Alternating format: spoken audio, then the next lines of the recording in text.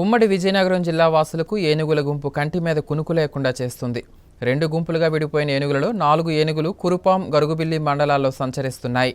మరో 6 ఏనుగులు వంగరం మండలంలో సంచరిస్తూ ప్రజలను భయాందోళనలకు గురిచేస్తున్నాయి.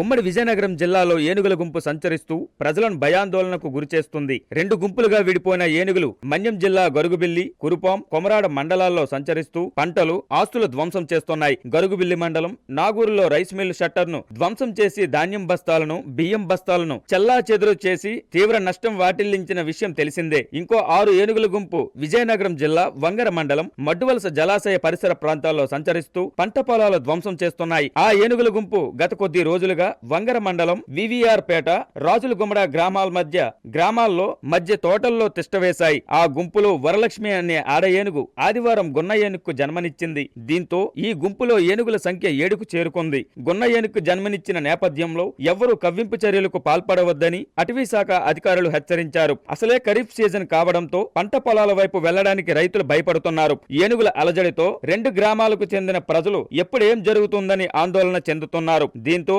అప్రమత్తమైన విద్యుత్ శాఖ అధికారులు పరిసర ప్రాంతాల్లో తాత్కాలికంగా విద్యుత్ నిలిపివేశారు. ఎప్పటికైనా అధికారులు, ప్రజా ప్రతినిధులు చర్యలు తీసుకొని ఏనుగుల సమస్య నుంచి విముక్తి కలిగించాలని ప్రజలు కోరుతున్నారు.